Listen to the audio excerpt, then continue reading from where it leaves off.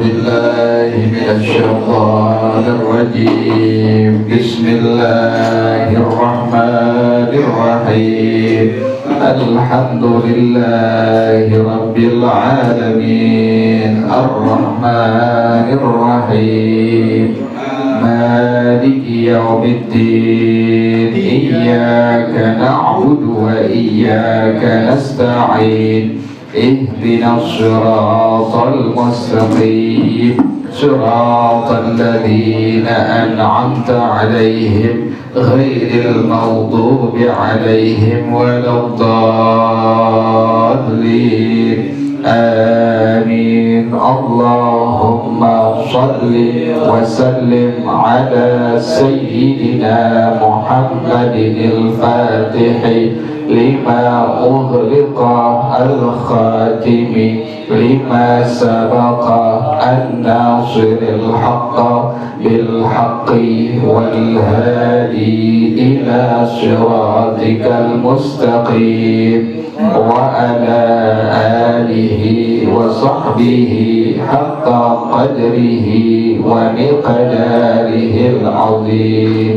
اللهم أخرجنا من ظلمات الوهم وأكرمنا بنور الفهم وافتح علينا بمعرفة العلم وحسن أخلاقنا بالحلم وسهل لنا أبواب فضلك وانشر علينا من خزائن رحمتك ya arhamar rahimin. Udah semua kan ya kitab ini kan ya? Semuanya terdapat halaman 199.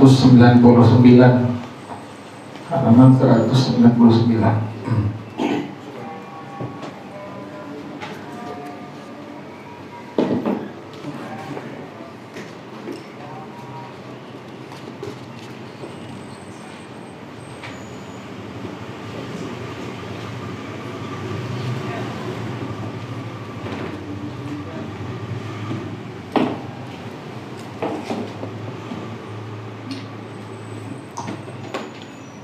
Halamannya 199.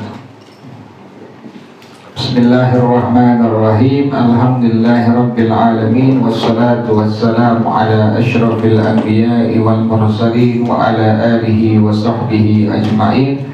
Qala syekhul imam wal muallifu hafizahullah wa adaman naf'alihi wa barakati ulumi wa bikum fid daraini amin. Qala radiyallahu ta'ala ankum. Ini kitabnya pengarang masih hidup ini, Al-Habib Hasan bin Ahmad bin Muhammad Al-Kahf masih hidup. Makanya sunnah kita bilang kalimatnya hafizahullah. Bismillahirrahmanirrahim. Kitabul Faraidi. Kitab mengenai faraid. Ta'rifu ilmil faraidi. Definisi ilmu faraid. Huwa fiqhul mawaridi. Adalah fiqih, pemahaman tentang al-mawaris, warisan-warisan. Wa ilmul hisabil musilu ila ma'rifati ma yakhussu kulladhi haqqin minat tarikati.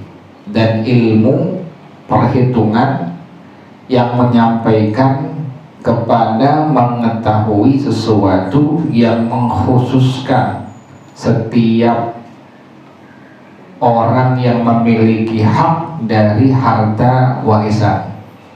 Jadi yang disebut dengan ilmu faraid adalah pemahaman tentang warisan-warisan dan ilmu perhitungan yang menyampaikan kepada mengetahui sesuatu yang mengkhususkan setiap orang yang memiliki hak daripada harta warisan. At-tarikatu, yang disebut dengan tarikah itu apa? Tadi ada kalimat di atas minat tarikati. Yang disebut dengan at-tarikah ma khallafahul mayyitu min malin, sesuatu yang ditinggalkan oleh orang yang meninggal, min malin, dari harta. Jadi sesuatu yang ditinggalkan oleh seseorang yang meninggal, pertama harta. Contohnya apa harta? Ka'aqarin, seperti harta yang tetap, rumah, tanah, itu akor semua itu. Wadiyatin, kemudian diat. Diat itu diambil dari pembunuh seseorang yang sudah ditentukan dalam syarat. Satu jiwa itu wajib bayar diatnya 100 ekor unta. Jadi mahal, 100 ekor unta. Jadi satu jiwa itu seseorang wajib membayar diatnya adalah 100 ekor unta. Nah kalau seandainya ada orang membunuh, kemudian yang dibunuh ini ada tuh bagian untuk diberikan diat. Kalau dia udah meninggal dunia, maka diberikan diat tersebut kepada ahli warisnya. Itu juga disebut dengan tarikah. Jadi tarikah berupa harta, bisa akor. Akor itu rumah, tanah. Kemudian juga bisa diat. Diat itu adalah diambil dari pembunuh seseorang yang ukurannya ditentukan oleh syarak, oleh agama. Dari itu satu orang dibunuh, maka wajib membayar diatnya 100 ekor unta. Wa min haqqin, tarikah juga bisa berupa hak. Jadi tarikah bisa harta, mal. Tarikah bisa berupa hak, sesuatu yang ditinggalkan oleh orang yang meninggal. Tadi dari harta bisa berupa harta. Tadi contohnya akor, barang yang tetap, harta yang tetap. Contohnya tanah, rumah, kemudian dia. Yang kedua, tarikah bisa min haqqin, dari hak, jadi berupa hak. Contohnya apa? Kakhiyarin, seperti ada khiyar, yang beli barang meninggal padahal masih ada khiyarnya, maka diteruskan khiyar tersebut oleh ahli warisnya. Itulah yang disebut dengan tarikah. Wa syuf'atin, atau syuf'ah, yang lalu udah lewat tuh syuf'ah ya. Jadi ada orang yang beli tanah 2 orang bareng-bareng, kemudian yang satu pengen jual, itu ada hak syuf'ah namanya. Ini yang punya satu lagi meninggal, maka turun kepada ahli warisnya. Itu juga disebut dengan tarikah. Wa qisasin, qisas, sama qisas nanti. Wa haddi qadhin, had dari qadaf, menuduh perempuan-perempuan baik berzina. Had qadaf namanya disebut dengan. Itu juga sama disebut dengan tarikah. Jadi tarikah bisa berupa harta, tarikah bisa berupa hak, sesuatu yang ditinggalkan oleh orang yang meninggal. Tadi pertama berupa harta atau berupa hak, maka disebut dengan tarikah atau harta warisan atau harta peninggalan. Tarikah juga bisa berupa wa min ikhtisasin. Wa min ikhtisasin, boleh baca wa min ikhtisasin, atau boleh kita baca wa min ikhtisasin, berupa ikhtisas, sesuatu yang khusus punya orang. Contohnya kakhamrin muhtaramatin, seperti khamr yang dihormati, yang bikinnya orang kafir. Ini khamrnya khamr muhtaramah namanya. Kalau khamr yang bikinnya muslim, muslimah, khamrnya khamr ghairu muhtaramah. Si mayit dia meninggalin ikhtisas tadi, khamr yang dihormati, maka itu turun kepada warathah ahli warisnya. Itu yang disebut dengan tarikah. Jadi tarikah sesuatu yang ditinggalkan oleh orang yang meninggal. Pertama bisa berupa harta, yang kedua bisa berupa hak, yang ketiga bisa berupa ikhtisas atau pengkhususan. Nah sekarang fadlu ta'allumil faraidi, keutamaan mempelajari faraid. Warada fil hadithi anin Nabi sallallahu alaihi wasallam annahu qala, datang dalam sebuah hadis dari Nabi Muhammad sallallahu alaihi wasallam, beliau bersabda, ta'allamul faraidah, pelajarilah oleh kalian faraid, wa allimuhan nasa, ajarilah faraid kepada orang. Nabi yang suruh belajar faraid, kemudian udah bisa ajarin orang. Kenapa demikian? Fa innaha nisful ilmi, maka sungguhnya ilmu faraid separuh ilmu. wa huwa yunsa. Ilmu faraid ini ilmu yang akan dilupakan. Wa huwa awwalu ilmin yunza'u min ummati. Ilmu faraid ilmu yang pertama kali akan dicabut dari umat aku. Makanya kalau udah bisa langsung ajarin ilmu faraid kepada orang banyak. Yang kedua, wa an Sufyan bin Uyainah radhiyallahu anhu annahu qala. Dari Sayyidina Imam Sufyan bin Uyainah radhiyallahu anhu, ia berkata, innama qila, sesungguhnya dikatakan, al faraidu nisful ilmi. Faraid separuh ilmu. Kenapa demikian dibilang faraid separuh ilmu? Li'annahu yubtala bihin nasu kulluhum, karena orang akan terkena dengan ilmu faraid seluruhnya, bakal ngalamin orang. Ada harta peninggalan, ada tarikah, itu orang bakal berkaitan berurusan dengan faraid itu. Makanya demikian kata Imam Sufyan bin Uyainah radhiyallahu an, al faraidu nisful ilmi. Ilmu faraid separuh ilmu, setengah ilmu, karena orang semua bakal ngalamin tuh terkena yang disebut dengan ilmu faraid. Wa qauluhu sallallahu alaihi wasallam, yang ketiga, sabda Rasulullah sallallahu alaihi wasallam, ta'allamul faraid wa 'allimuhu. Kata Rasulullah sallallahu alaihi wasallam, belajarlah oleh kalian ilmu faraid dan ajarkanlah ilmu faraid. Kenapa demikian? Fa inni mru'un maqbudun, kata Rasulullah, sesungguhnya saya seseorang yang akan meninggal dunia. Wa innal ilma sayuqbadu, dan ilmu itu akan yuqbadu, akan diambil oleh Allah.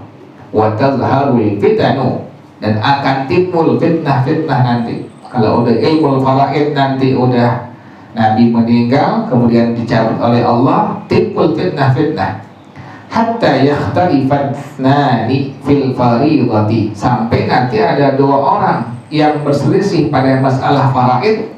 Fala yajidani man yaqdi biha, maka keduanya tidak mendapatkan orang yang menyelesaikan faraid tersebut, saking nggak ada orang yang bisa ilmu faraid.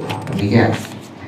Kemudian yang berikutnya, yang keempat, wa qauluhu sallallahu alaihi wa alihi wa sahbihi wasallam, sabda Rasulullah sallallahu alaihi wasallam, al ilmu thalathatun, ilmu ada tiga, wa ma siwa dzalika, dan selain itu, fa huwa fadlun, merupakan fadl, keutamaan.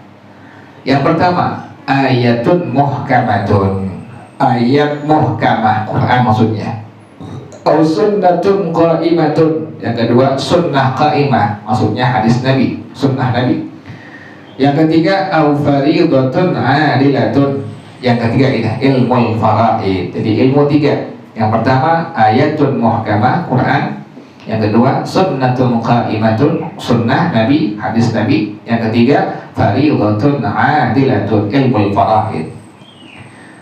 Yang berikutnya, wa an ibni Umar radhiyallahu anhuma mauqufan, dari Sayyidina Abdullah bin Umar radhiyallahu taala anhuma, ini hadis mauquf sampai Sayyidina Abdullah bin Umar. Ada hadis marfu, ada hadis mauquf. Kalau marfu sampai kepada Rasulullah itu hadis, tapi kalau hadis mauquf hanya sampai kepada sahabat. Ta'allamul faraid, pelajarilah oleh kalian ilmu faraid, wal lahna, bacaan Quran. Bacaan Quran tuh wajib pelajari.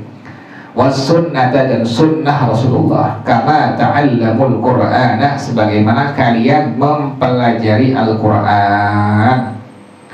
Kemudian wa an sayyidina Umar bin Al-Khattab radhiyallahu anhu annahu qala, dari Sayyidina Umar bin Al-Khattab radhiyallahu anhu, dia mengatakan, idza lahautum falhu birrami, apabila kalian ingin main-main, maka main-mainlah dengan anak panah, belajar panah, contohnya gitu.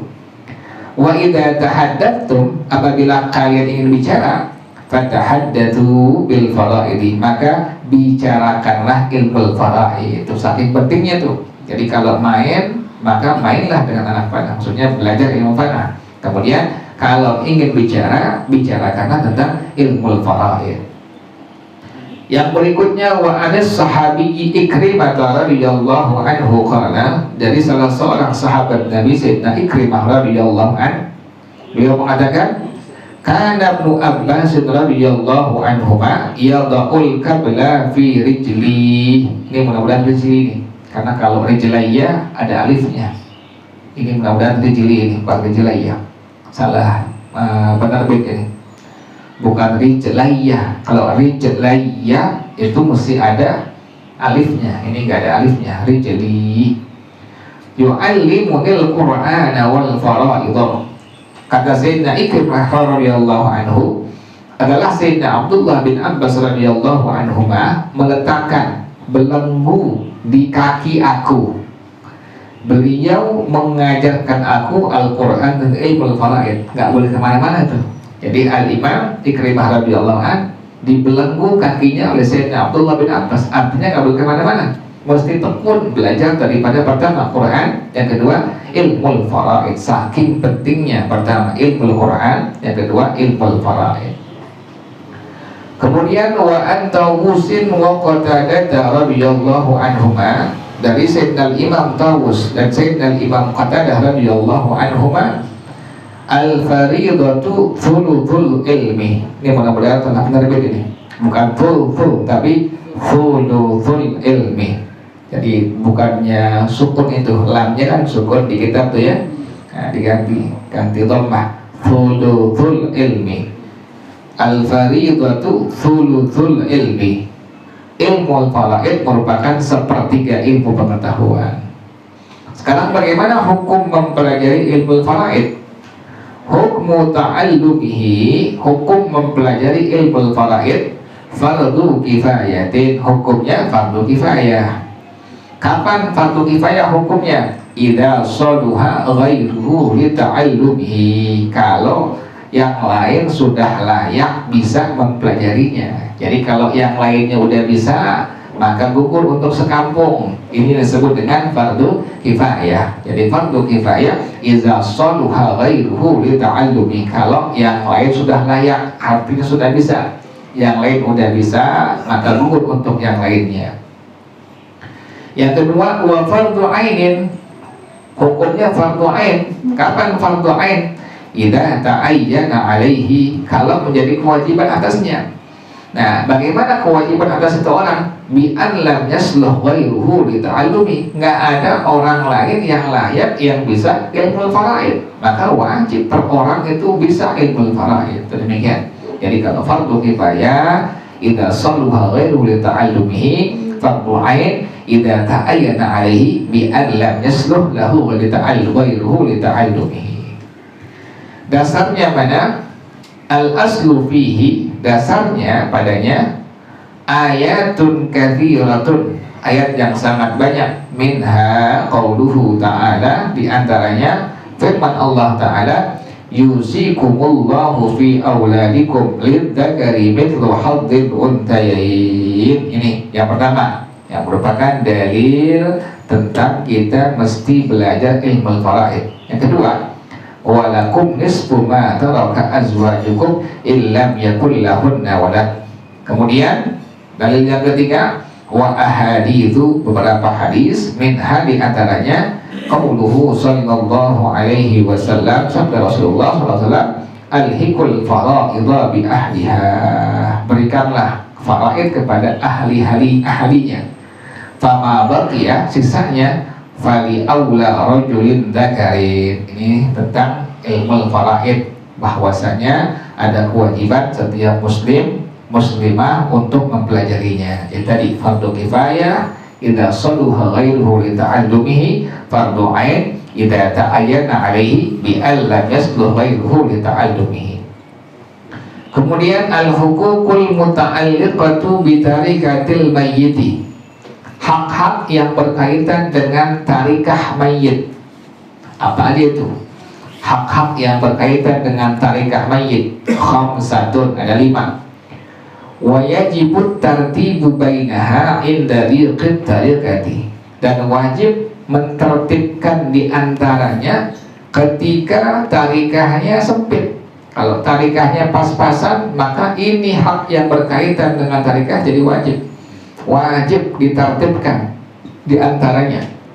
Fa illam tartib, kalau memang nggak sempit tarikahnya banyak, nggak dikit dia punya harta peninggalannya. Tadi kalau sedikit harta peninggalannya jadi wajib tertibnya. Tapi kalau harta peninggalannya dia banyak, fayun dawud tertibu, maka tertibnya hukumnya sunnah. Jadi kalau tarikahnya sedikit, tertibnya hukumnya wajib. Kalau tarikahnya banyak, maka tertibnya hukumnya sunnah. Apa itu? Hak-hak yang berkaitan dengan tarikah si mayit. Wahia al-haqqul awwalu, yaitu hak yang pertama. Al-haqqul muta'alliqu bi'ainit tarikah. Ini kudu berarti ini. Jadi jangan langsung dibagi-bagi itu warisan. Berarti dulu ini. Hak yang berkaitan dengan ainit tarikah, dengan tarikah itu sendiri, yang berkaitan dengan harta peninggalan, harta warisan itu sendiri. Walahu suwarun, dan baginya ada beberapa contoh bentuknya. Bagaimana kasusnya bentuknya? Minha, di antaranya al-awwalu, al-ula, yang pertama, az-zakatu, zakat yang berkaitan dengan harta peninggalan mayit. Kudu dikeluarin dulu. Kalau hartanya sedikit, keluarin zakatnya, baru kemudian dibagi-bagi warisan. Kalau hartanya banyak, sunnah tertib, demikian. Jadi pertama zakat. Idza ta'allaqat bin nisabi, kalau zakat ini berkaitan dengan nisab, udah sampai nisabnya si mayit belum keluarin juga, pas dia meninggal dunia, ahli warisnya jangan langsung bagi-bagi warisannya, keluarin dulu tuh zakat daripada si harta mayitnya, baru kemudian kelar bagi-bagiin tuh harta tarikahnya. Bagaimana contohnya tuh? Bi an kana baqian, nisabnya sudah ada, fatata'allaqu bil aini, maka berkaitanlah zakat tersebut dengan materi harta si mayit itu. Udah sampai nisabnya, keburu meninggal, kemudian ada ahli warisnya, al-warathah. Al-warathahnya nggak boleh langsung ngebagi-bagi tarikah itu mayit, mesti didahulukan dulu, tertibkan dulu. Kalau hartanya luas, sunnah. Kalau hartanya sempit, sedikit, maka hukumnya wajib. Wa illa, kalau seandainya tidak, fabid dimmati, maka menjadi tanggungan. Wa takunu minad duyunil mursalati fid dimmati, maka adalah zakat tersebut menjadi hutang yang mursalah pada tanggungan, disebut dengan ad-duyunul mursalah fid dimmah. Jadi kalau zakatnya belum dibayarin, udah mencapai nisabnya, yang punya duit, yang punya harta keburu meninggal, maka disebut dengan ad-duyunul mursalah fid dimmah tuh. Jadi ahli warisnya kalau hartanya sedikit wajib tertib. Jadi duluin dulu ini, keluarin zakatnya, baru kemudian bagi-bagi warisannya. Kalau hartanya banyak, luas, maka sunnah tertib. Jadi kalau belum dibayar zakat itu, maka disebut dengan ad-duyunul mursalah fid dimmah. Nah, dia termasuk minad duyunil mursalati fid dimmah.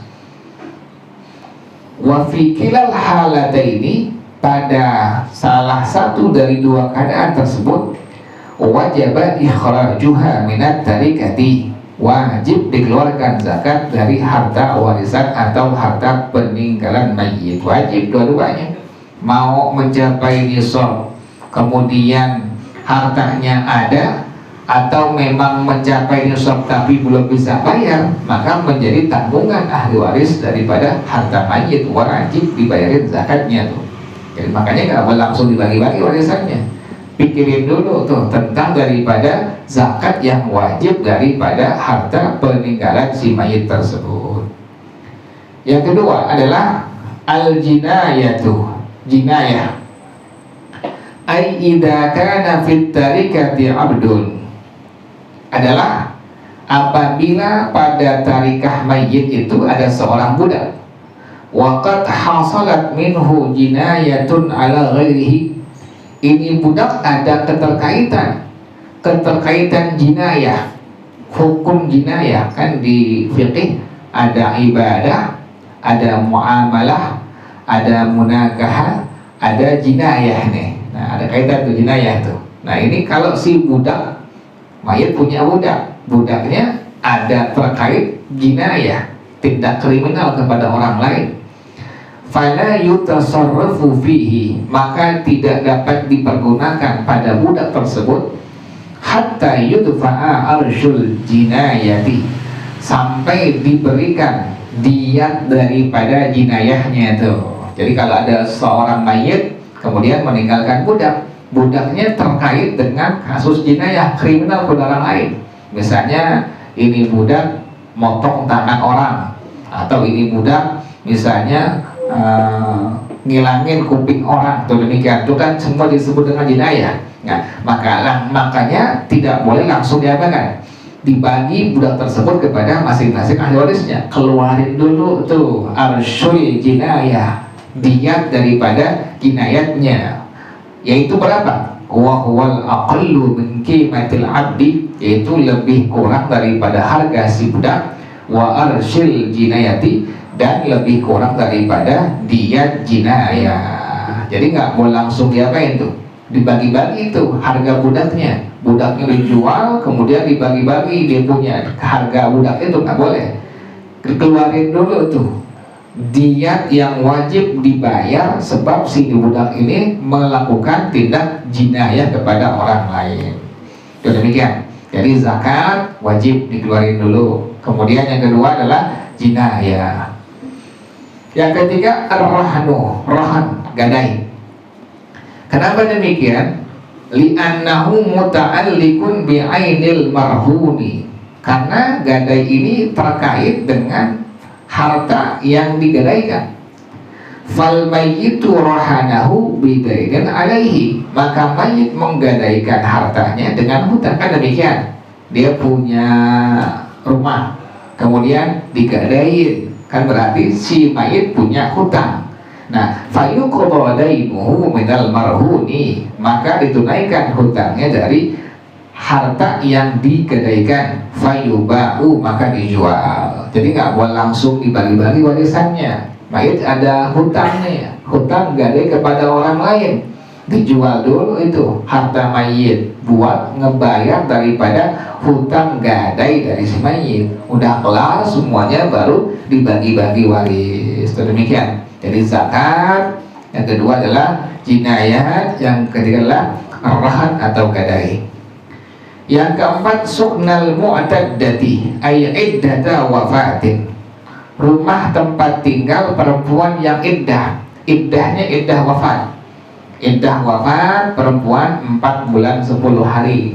Orang suka ketukar tuh. Kalau iddahnya cerainya cerai hidup, maka adalah 3 kali suci. Atau perempuan yang gak haid, yang menopause, atau perempuan masih kecil, 3 bulan. Jadi kalau perempuan ini masih haid, maka wajib iddahnya 3 kali suci. Masa sucinya adalah masa iddahnya 3 kali suci. Tapi kalau ini perempuan masih kecil atau ini perempuan tidak haid yang menopause, maka masa iddahnya adalah 3 bulan. Kalau iddah meninggal, cerai mati, maka masa iddahnya adalah 4 bulan 10 hari. Itu ada ihdad itu. Di masa iddah ada ihdad. Nggak boleh dandan, nggak boleh keluar kecuali ada hajat, nggak boleh ketemu laki-laki yang bukan mahramnya. Itu demikian tuh. Ada ihdad. Ihdad hukumnya apa? Wajib. Jadi ada masa iddah juga ada ihdad disebutnya.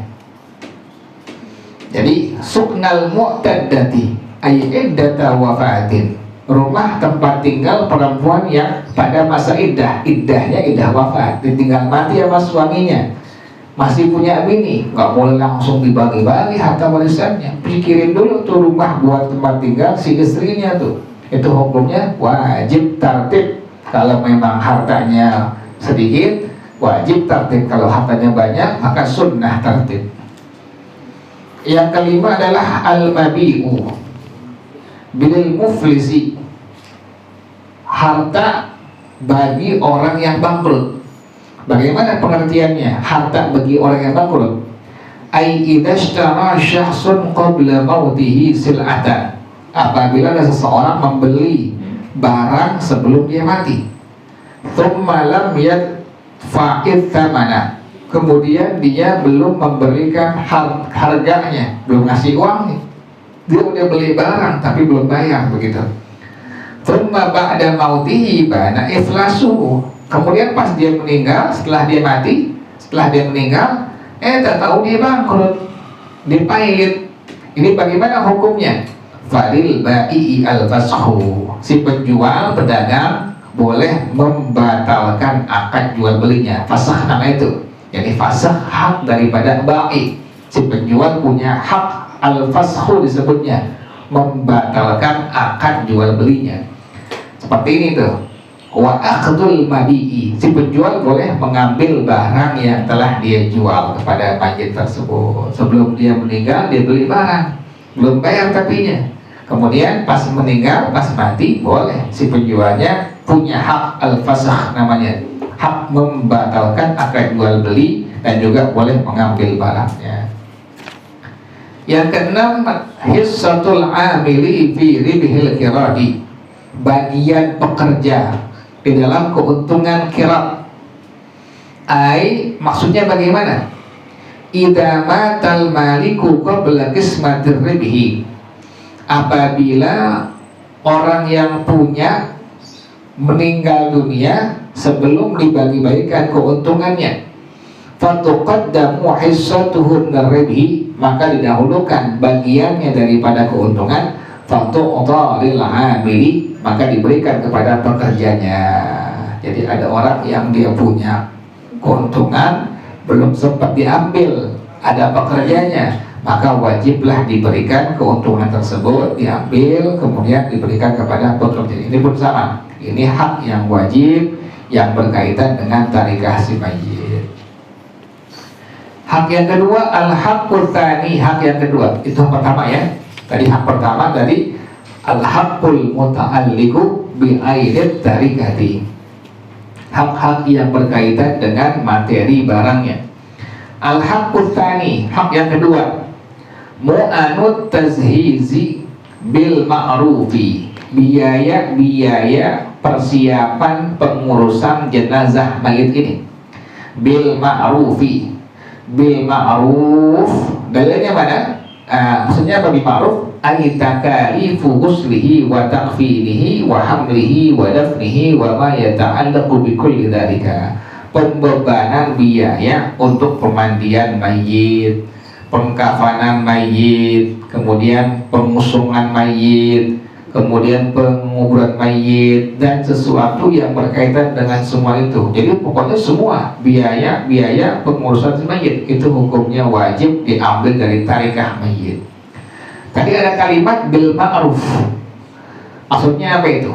Wa qauluna bil ma'rufi, ucapan kami bil ma'rufi, ay ala hasabi yasaril mayyiti wa i'sarihi, sesuai dengan kemudahan mayit dan kesusahannya. Jadi kalau ini mayit mampu, sesuai dengan kemampuannya. Kalau memang dengan mampu, sesuai dengan ketidakmampuan. Jadi nggak boleh paksa. Min ghairi israfin wala taqdirin, nggak boleh boros berlebihan, juga nggak boleh kikir, nggak boleh. Jadi berlebihan jangan, hemat juga jangan.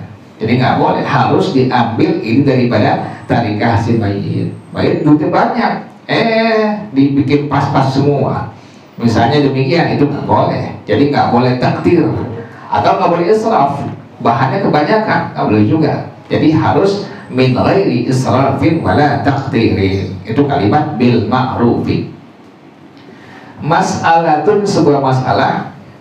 Az-zawjatul mutawaffatu walau kanat ghaniyatan yakunu tajhizuha ala zawjiha. Seorang istri yang meninggal dunia, sekalipun dia kaya, pengurusan pembiayaan mayitnya, jenazahnya itu ditanggung oleh suaminya. Tetap bininya kaya, lakinya biasa saja, maka tetap biaya pengurusan bini yang meninggal dunia yang kaya tetap dibebankan kepada suaminya. Tapi dengan syarat idza kana musiran, suaminya dia musiran, mampu. Dengan syarat juga bisyarti adami nusyuziha, dengan syarat istrinya nggak nusyuz. Istrinya nggak nusyuz. Kalau istri nusyuz, meninggal dalam kondisi nusyuz, maka li'annahu yuskitun nafaqata. Nusyuz menggugurkan nafkah. Nusyuz menggugurkan nafkah.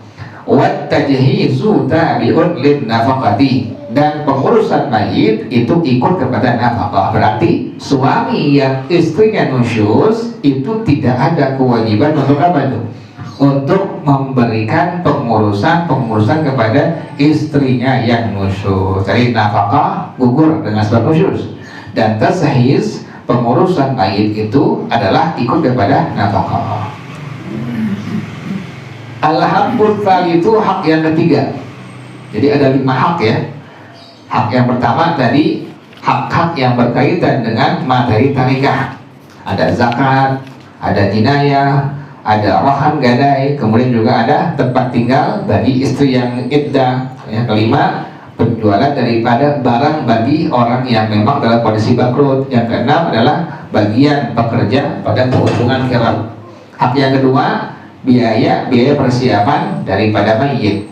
Hak yang ketiga, ad-duyunul mursalatu fid dimmati. Ad-duyunul mursalah fid dimmah. Yang tadi ya. Ay mutlaqatan an ta'alluqiha bi ainit tarikati. Mutlaqah.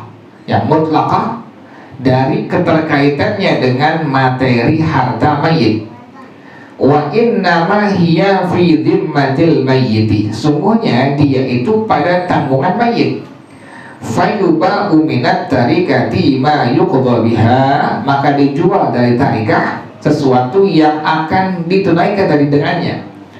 Wa yuqaddamu dainullahi, dan didahulukan hutang kepada Allah, kahajjin, seperti haji. Mayit belum haji, udah mampu, wajib tunaikan, dia punya hutang kepada Allah tuh. Berangkat itu hajinya tuh, pas meninggal bodolnya banyak, peninggalannya banyak, kemudian ahli warisnya langsung bagi-bagi, nggak boleh. Harus duluin apa? Hutang dia kepada Allah berupa haji itu. Ala dainil adami, atas hutang kepada orang lain. Ada hutang kepada Allah, ada hutang kepada manusia. Yang wajib didahulukan adalah hutang kepada Allah Subhanahu wa ta'ala. Contohnya tadi adalah haji itu. Idza daqatit tarikatu anhuma, apabila tarikahnya sedikit sempit. Kalau sedikit maka wajib didahulukan hutang kepada Allah ketimbang hutang kepada manusia. Contohnya adalah haji. Al-haqqur diberat ya, jadi nggak langsung diapain tuh? Bagi-bagiin tuh. Jadi ada hak yang berkaitan dengan tarikah. Yang kedua, pembiayaan daripada mayit. Yang ketiga adalah ad-dunul mursalah timmah tuh, hutang kepada Allah, hutang kepada manusia tuh, demikian.